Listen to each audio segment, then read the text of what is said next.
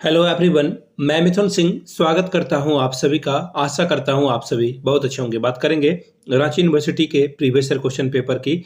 BEd first year के question paper को हम लोग देखेंगे। पेपर का नाम होगा सिविक्स। पेपर का कोड है 7A 2021 का ये क्वेश्चन पेपर है। तो सेशन आपका 20-22 का रहा था।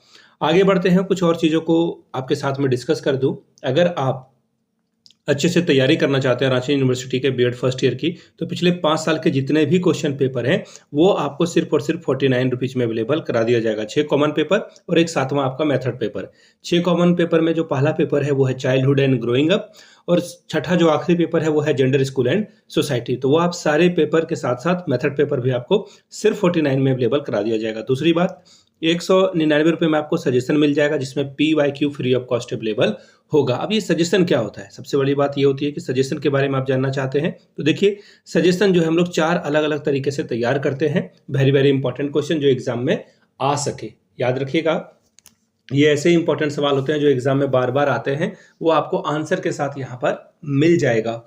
अब देखिए, सबसे पहले हम लोग सिलेबस का ध्यान रखते हैं कि कैसे सिलेबस जो है फॉलो हो, और सिलेबस के आधार पर जो है ये सजेशन तैयार किया जाता है। तो सबसे पहले क्या आ गया? सिलेबस।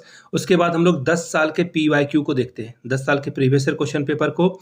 उसके अलावा जो लेटेस्ट एग्जाम पैटर्न है उसको ध्यान में रखा जाता है। और फाइनली लास्ट में मेरे एक्सपीरियंस के अकॉर्डिंग क्वेश्चन का सिलेक्शन होता है। मैंने BEd MAd कर रखा है और पिछले 3-4 सालों से सिर्फ BEd MAd के बारे में काम कर रहा हूँ यूट्यूब पे। यहाँ से मेरी ईमेल आईडी आप देख लें, yourmithunsingh@gmail.com पे आप मुझे मेल कर सकते हैं। इंस्टा पे अगर आप हो, डू फॉलो मी @iMithunSingh। वहाँ के आप मुझे व्हाट्सअप कर सकते हैं 7979054474 पे। तो चलिए, रांची यूनिवर्सिटी के बीएड फर्स्ट ईयर के क्वेश्चन पेपर सिविक्स का पेपर देखेंगे। किस तरह का पेपर यहाँ पर पूछा गया था। ये रहा आपका सिविक्स का पेपर। थोड़ा इसके बारे में बात कर लिया जाए। देखिए, ये रहा मेथड का paper, civics method paper. Total 40 नंबरों का ये पेपर होगा और 18 नंबर लाने से आप इस एग्जाम को क्वालिफाई कर जाओगे।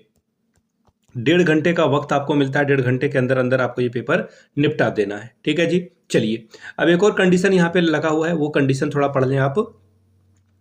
4 सवालों के आपको जवाब लिखना है, जिसमें कि क्वेश्चन नंबर 6 कंपलसरी है, यानी कि 6 नंबर का सवाल आपको हमेशा बनाना ही पड़ेगा। आसान भाषा में समझ लीजिए कि 4 क्वेश्चन आपको ओवरऑल बनाना है, जिसमें क्वेश्चन 2 टाइप के हैं। पहला क्वेश्चन तो ऐसा है कि 3 आप कोई भी चूज कर लो, कोई दिक्कत नहीं, लेकिन एक क्वेश्चन जो आप चूज करोगे या बनाओगे वो 6 नंबर का होगा ही होगा। ठीक है, अब आप समझ गए। चलिए आगे बढ़ते हैं वेरी फर्स्ट क्वेश्चन से। Discuss the meaning, objective and scope of a civics teaching. ये तीनों के बारे में लिखिए, तब 10 नंबर आपको मिलेगा। यानी कि नागरिक शास्त्र शिक्षण के अर्थ क्या है, उद्देश्य क्या है, क्षेत्र की विवेचना आपको करना है। अगला सवाल, हाउ विल यू इस्टेब्लिश को relation between civics and other social science subject as a civics teacher. अगर आपका दोस्त या फिर आपका कोई और मेथड पेपर है तो मैं आपको बता दूं, सोशल साइंस का, जैसे अभी सिविक्स वाला सवाल पढ़ रहे हो, मैथ वाला जो है सोशल साइंस में पूछ दिया जाएगा। तो ये सवाल ना को रिलेशन वाला, यानी कि सहसंबंध वाला सवाल हमेशा आता है। हिंदी वाले के लिए पढ़ देता हूं। नागरिक शास्त्र शिक्षक के रूप में आप नागरिक शास्त्र का अन्य सामाजिक विषयों के साथ किस प्रकार सहसंबंध स्थापित करेंगे। अगला सवाल देखिए क्या है। What do you understand by curriculum? What are the principles of a curriculum construction in civics? Explain it. पाठ्यक्रम से आप क्या समझते हैं? पाठ्यक्रम, नागरिक शास्त्र में पाठ्यक्रम निर्माण के कौन कौन से सिद्धांत हैं, इसकी व्याख्या करें। अब अगला सवाल देखिए क्या है। What are the different method of a teaching civics? While explaining the merit and demerit of a discussion method, give some suggestion for making it effective। 10 number का सवाल है। देखिए क्या क्या पूछा गया, बहुत कुछ इस सवाल में पूछ लिया गया है। पहले हिंदी में पढ़ देता हूं।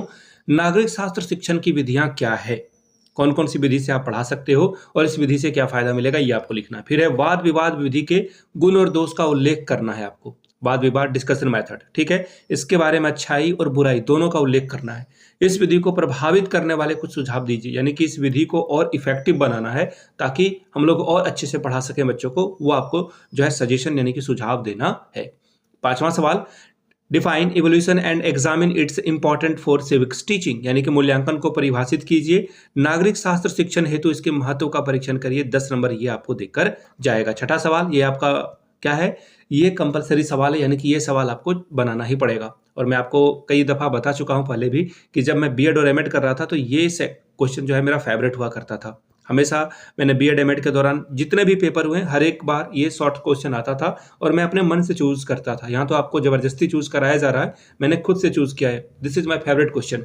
शॉर्ट नोट्स लिखना है किसी 2 टॉपिक पे, फिर से बता दूं 2 पे ही आपको संक्षिप्त में टिप्पणी लिखनी है। 5+5 10 नंबर आपको यहाँ से मिलेगा। पहला सवाल, म्यूजियम यानी कि संग्रहालय से आप क्या समझते हैं उसके बारे में लिखें। अगला है major step of lesson planning यानी कि पाठ योजना के प्रमुख सोपान। तीसरा सवाल है special benefit of audio aid यानी कि श्रव्य सामग्री के विशेष लाभ क्या हैं वो बताएं। चौथा, qualities of a civics teacher नागरिक शास्त्र शिक्षक के गुण क्या हैं वो आप बताएं। अगला जो है मैथमेटिक्स शुरू हो चुका है, वो हम लोग को पढ़ना अभी है नहीं, अभी हम लोगों ने सिविक्स के मेथड पेपर को पढ़ा। रांची यूनिवर्सिटी के पिछले 5 साल के जितने भी क्वेश्चन पेपर हैं आपको सिर्फ और सिर्फ 49 रुपीज में अवेलेबल करा दिया जाएगा। दूसरी बात, 199 रुपये में आपको सजेशन प्रोवाइड कर दिया जाएगा जिसमें PYQ फ्री ऑफ कॉस्ट आपको अवेलेबल करा दिया जाएगा।